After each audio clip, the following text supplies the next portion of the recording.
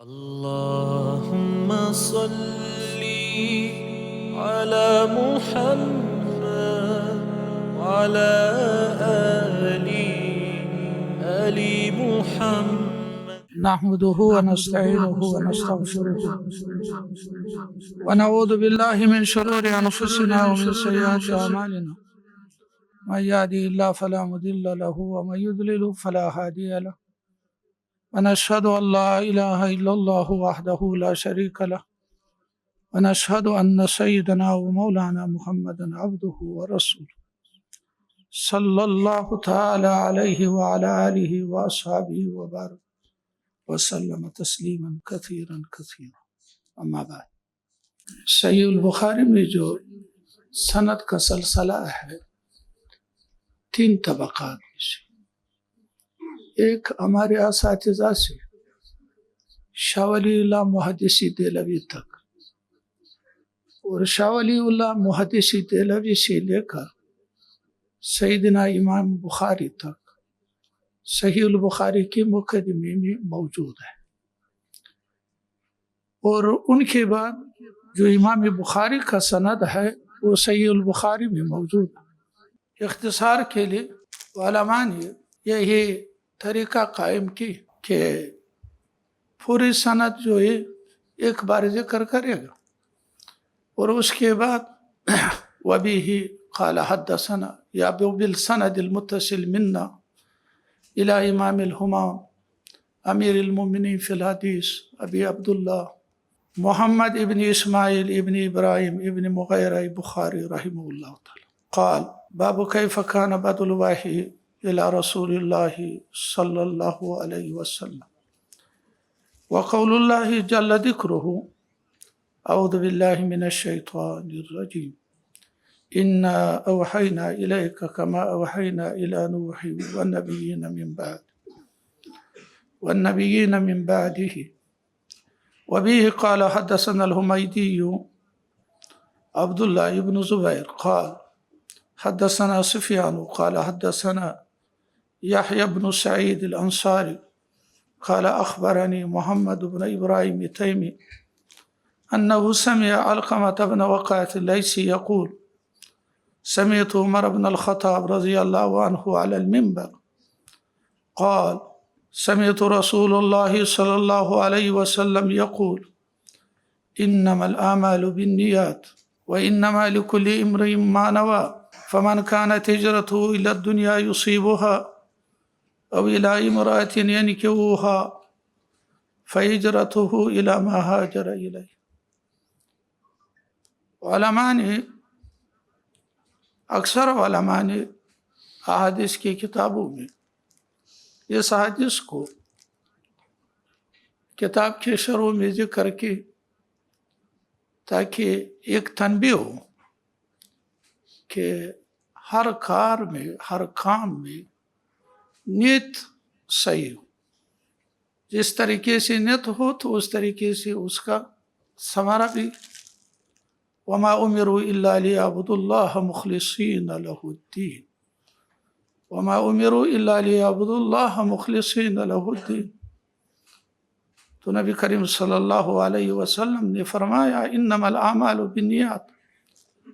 انما کا جو کلمہ ہے یہ حصر کے لیے کہ عمل بس نیات سے ہے، جو بھی کام ہے اس کا اعتبار، اس کا صحت جو ہے وہ نیت سے ہی، قصد سے ہی. اور فرمایا وَإِنَّمَا لِكُلِّ امْرِئٍ مَّا نَوَىٰ، ہر آدمی کے لیے وہ ہے جو وہ نیت کرے. اعمال کا تعلق نیات سے ہے، اور ہر آدمی جو نیت کرے تو نیت ایسا چیز ہے جو مباح چیز بھی نیت سے عبادت بن جاتی. جو کام بظاہر مباح ہو، کوئی فرض نہ ہو، کوئی واجب نہ ہو، کوئی سنت نہ ہو، مگر اس میں نیت صحیح ہو، نیت اچھا ہو، وہ بھی عبادت بن جاتی. وَإِنَّمَا لِكُلِّ امْرِئٍ مَّا نَوَىٰ. تو نبی کریم صلی اللہ علیہ وسلم نے مثال کے طور پر ہجرت کا ذکر کیا. ہو سکتا ہے کہ ہجرت کے موقع پر نبی کریم صلی اللہ علیہ وسلم نے یہ خطبہ دیا اس لیے فرمایا کہ فمن كانت ہجرتہ الی الدنیا یصیبها، جس کا ہجرت دنیا کے لیے ہو تو بس ان کا ہجرت ہی اس کے لیے ہو. ومن كانت ہجرتہ الی اللہ ورسولہ فہجرتہ الی اللہ ورسولہ، جس کا ہجرت اللہ و رسول کے لیے ہو تو اس کا ہجرت اللہ و رسول کے لیے ہی، مطلب اس مقبول ہے. یہ تو ایک مثال کے طور پر، پڑھنا ہو پڑھانا ہو، تعلیم ہو تعلم، اس کا بھی یہی ہے. جس کا دنیا کے لیے ہو، دنیا کا جو تعلق ہے معلوم ہے کہ وہ محدود ہے. جو اللہ جل جلالہ کا تعلق ہے وہ ثواب کا ہے، دنیا میں بھی برکت، برزخ میں بھی برکت، آخرت میں بھی برکت، ہر جگہ میں برکت. تو جو کام بھی ہو یہ اس میں نیت خالصاً اللہ جل جلالہ کا ہو تو اس کا اعتبار ہے. تو اس لیے علماء نے اس حدیث کو کتاب کے شروع میں لایا ہے تاکہ اس سے ایک تنبیہ ہو کہ نیت خالصاً للہ کی. باقی میرے بہت ہی اساتذہ ہے الحمدللہ، سب اپنا وقت اچھے علم والے بھی تھے، اچھے عمل والا بھی تھے، تقوی والا بھی تھے. صرف میں نے جو سلسلہ یا اسانید میں ان کا ذکر کی 4 علماء کا، ایک جو میں نے مکمل دورہ حدیث ان سے پڑھی ہے، محمد خواص علیزئی نقشبندی، کوئٹہ میں مدرسہ صالحیہ، اس نے مولانا عبد الرحمن صاحب سے پڑھی ہے جو جواہر الاصول کا مؤلف ہے. اور میرے دوسرا استاد مولانا عبد الواحد نیازی رحمۃ اللہ تعالی علیہ، اسی میں حدیث فقہ کلام قمر العلوم میں جو کراچی میں ادارت ہے، اب بھی میں اس میں پڑھاتا ہوں صبح سے 1 بجے تک. تقریباً اس ادارے میں میرے پڑھانے کا انشاءاللہ 30 سال سے زیادہ ہوگا. اور میں پڑھاتا ہوں پشتو سے. ادھر میرے پاس جو طلباء ہے وہ پشتون ہے. تو سید جمال الدین شاہ کاظمی رحمۃ اللہ تعالی علیہ اس مدرسے کا بانی، انہوں نے مجھے ادھر رکھا ہے. تو میرے استاد مولانا عبد الواحد نیازی رحمۃ اللہ تعالی علیہ ادھر تھا. تو 1 سال میں نے قمر العلوم میں پڑھی ان سے، وہ مجھے اجازت بھی دی. میرے تیسرا استاد بہت ہی پرہیزگار، وقت کا ولی، مولانا عبدالعلی نقشبندی.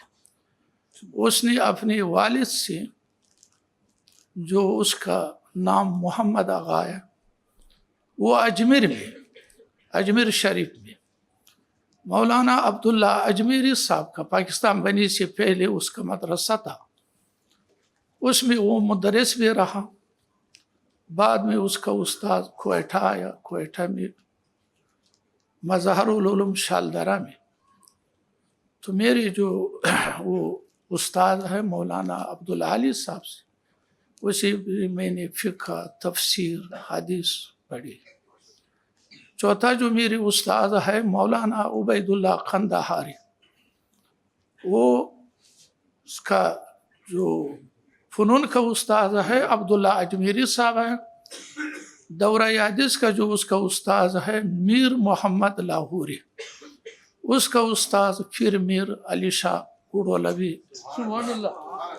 تو یہ 4 اساتذہ کا ذکر میں نے سلسلہ اسانید میں کی. انشاءاللہ جو علماء ان کو دیا جائے گا. باقی میری طرف سے اگرچہ میں اس کا آل نہ ہوں، میری طرف سے اجازت ہے سب کو سارے اسانید کا. من اللہ توفیق، وآخر دعوانا ان الحمدللہ رب العالمین.